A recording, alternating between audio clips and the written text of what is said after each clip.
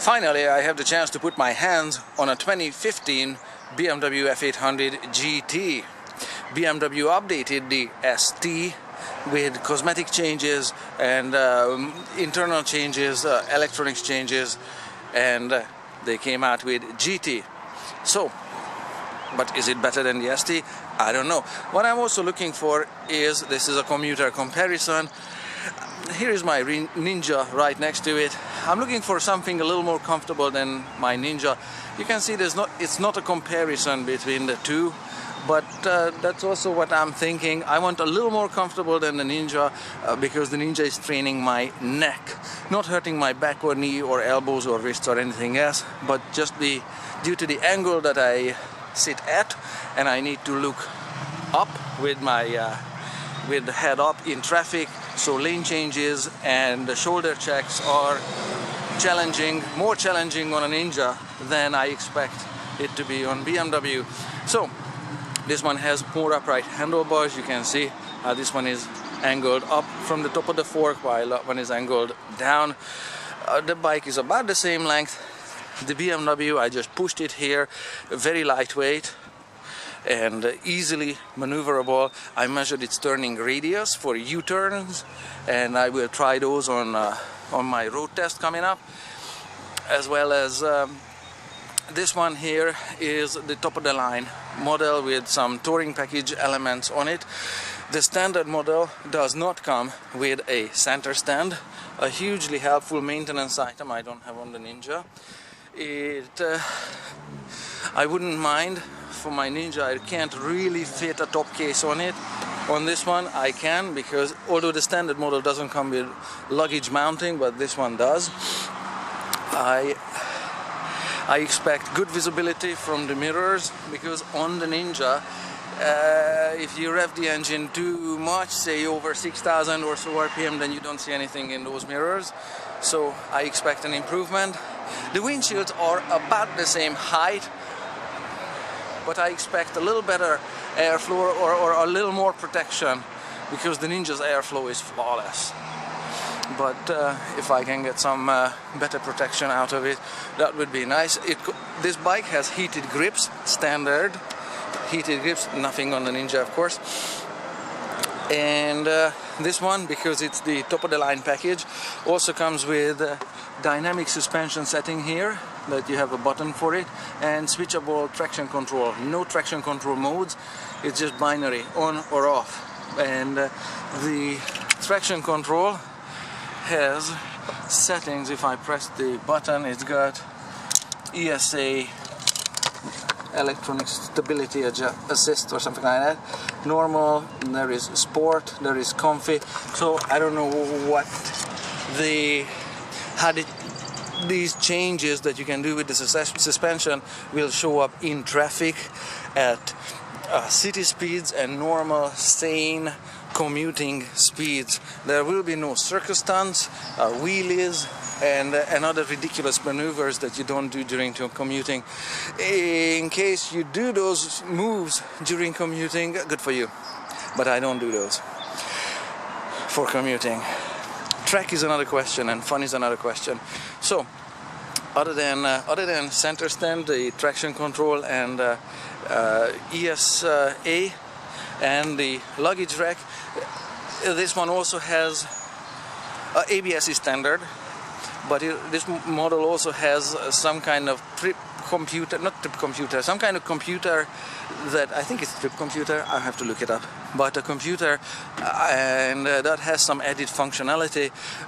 Please download the manual from the manufacturer and look at the functionality of the computer, the modes and buttons and whatever, because I don't want to talk about that too much.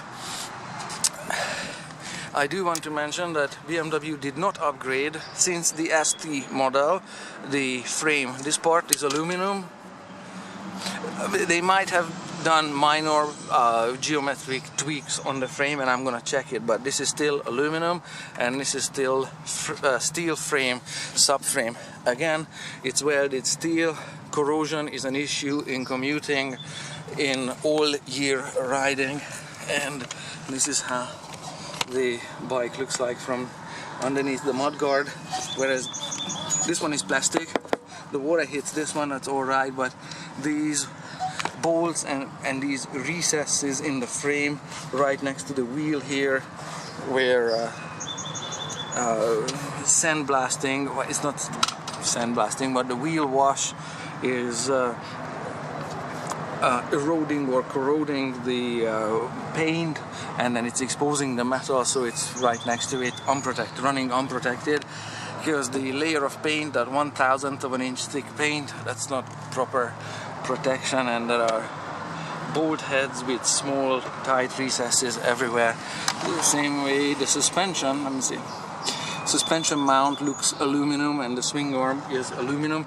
The bike has belt drive, that's the same as on the ST, but the belt drive, I asked BMW, lasts 40,000 kilometers according to service manual. When they recommend a change, it's super easy to remove it, but the belt is $400 or $500 or some such thing.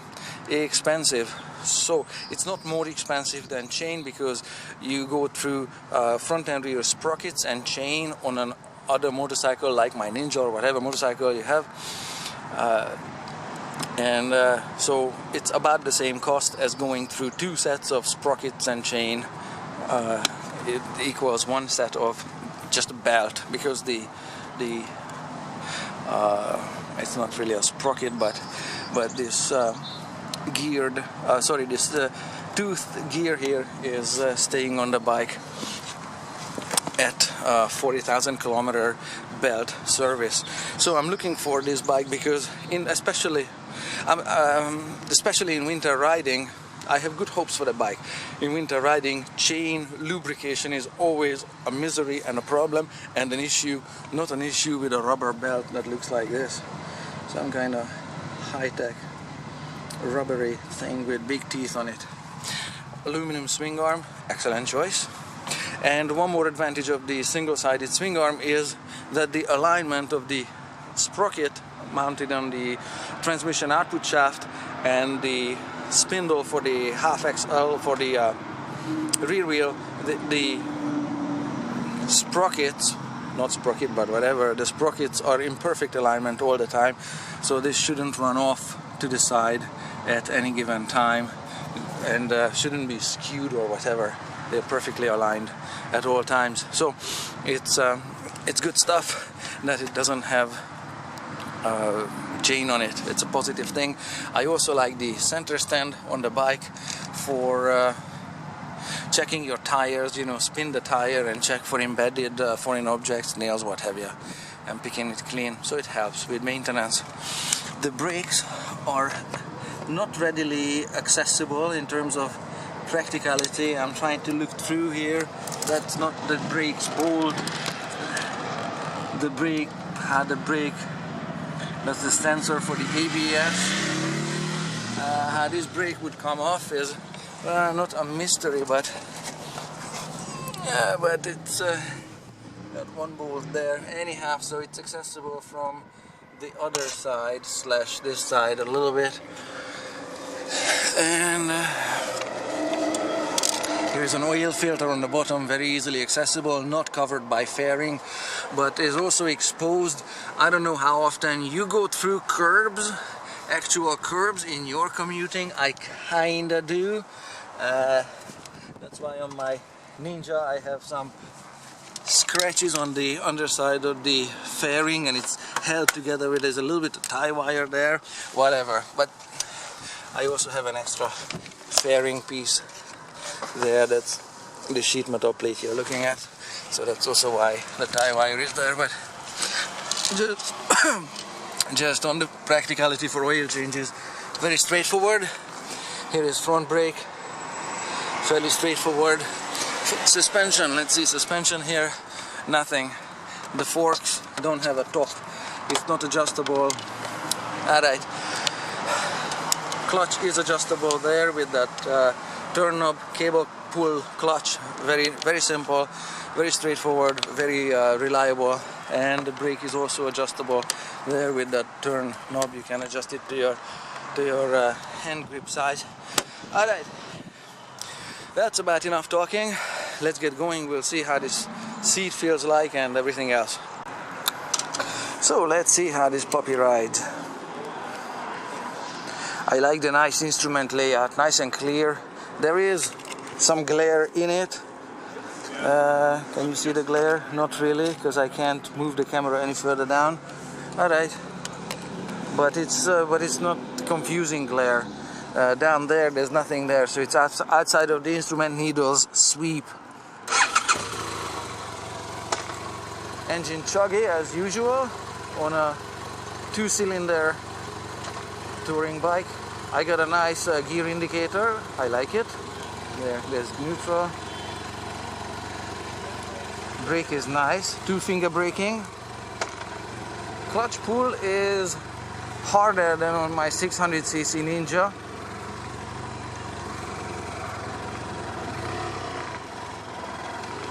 But it's it's not intolerable. Alright. Brakes are nice and they bite. Let's see what we can do here for first gear merging.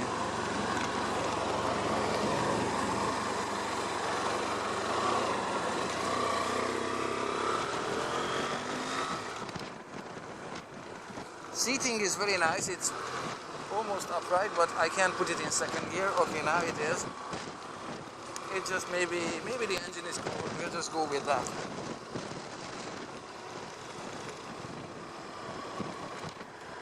Yeah, seating is noticeably extremely upright, so that's good. So I don't have to bend my neck into an awkward angle. I see. Alrighty, I have to adjust this clutch lever a little bit. Yeah, I ended up at this dumpster here. Okay, this is not a street, but I adjusted the clutch with the fine adjuster as well as I adjusted it to my hand, so it should be a lot easier for me. As well as it's very easy to reverse with the bike and very easy, noticeably extremely easy to push the bike, park the bike, walk with the bike, reposition it into a parking lot, or you know, that kind of slow speed maneuvers are extremely noticeably easy. Bike feels very, very light.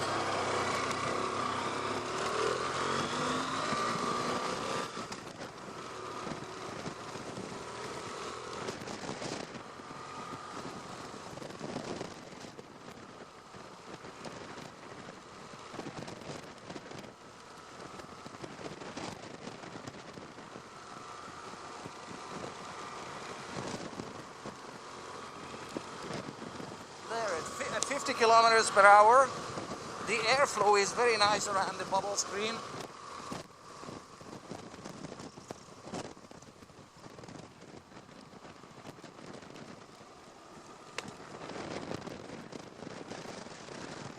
There isn't a lot of air on my helmet. It's not noisy, the airflow is not noisy. It's very nice. I say, seriously, this windshield and this fairing is better than the BMW R1200 RS windshield and fairing that I test rode, and I already have a video about the test on YouTube.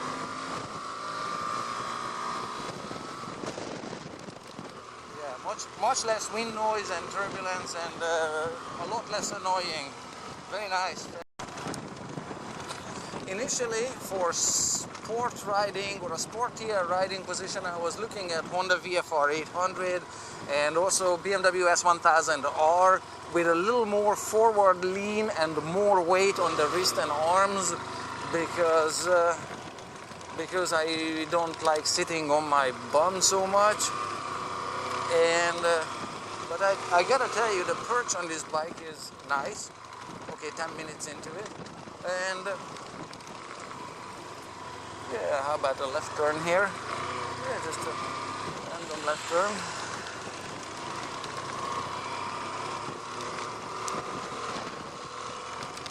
And this bike also kind of seemed to have a somewhat similar seating geometry or ergonomics that the R1200 RS has. and it's not any similar. This one, out of all of the bikes listed, this one is the more upright. This bike is almost like a Suzuki 650 V-Strom in terms of ergonomics and seating.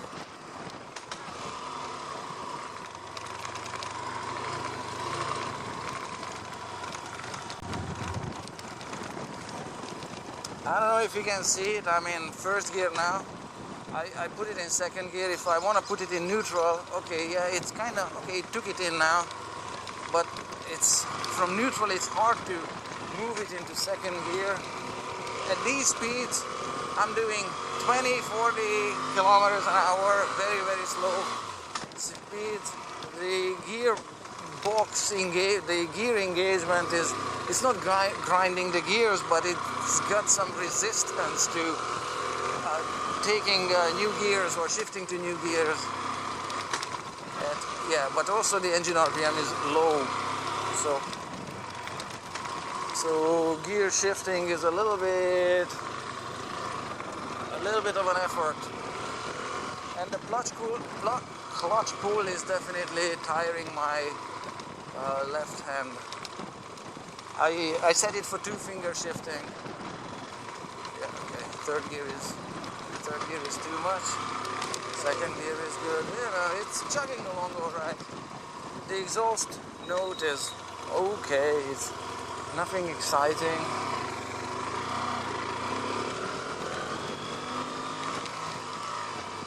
All right, let's pull over. Let's see how a U-turn works out here. Just at this random residential location here. Let's start right here at the curb.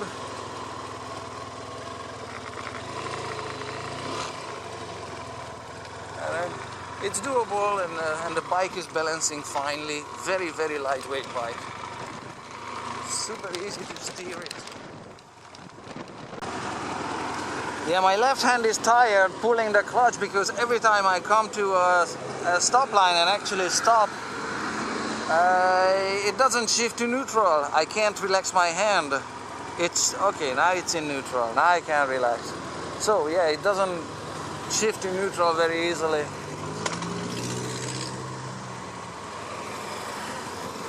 Yeah, maybe, yeah, there's too much traffic. Now in the mirror here you don't have much to see, just a blue sky, but the field of view is very nice from these mirrors, and they do vibrate, but they do vibrate, but it's not intolerable. It's acceptable. It's not superb. It's acceptable.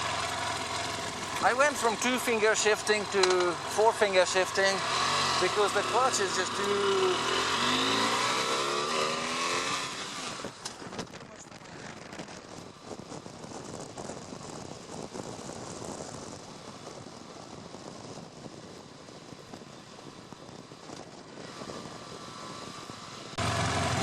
The shifter has a nice short travel. It's not straining my ankle excessively.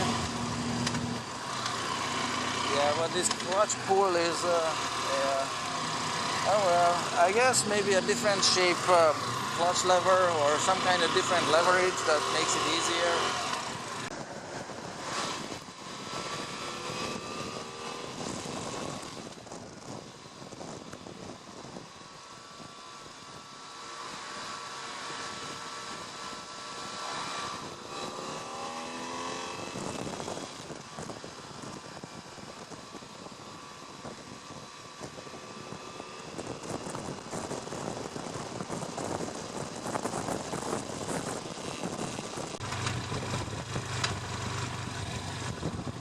Yeah, it doesn't want to go into neutral. Well, I just witnessed a traffic accident there while emergency services are still on the road. While test driving, there's a tow truck. This is a fun motorcycle test ride.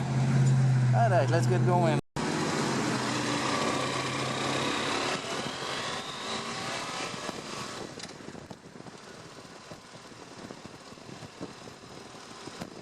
So that was adventurous, but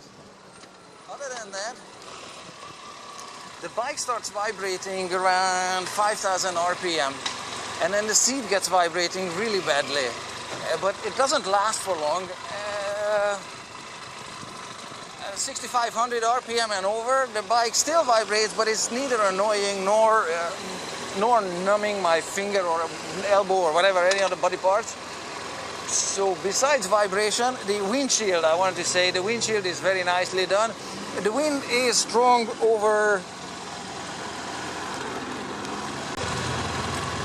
Wind is strong on my helmet over 110 or so, but it's very nicely streamed. Even so, it's not annoying or...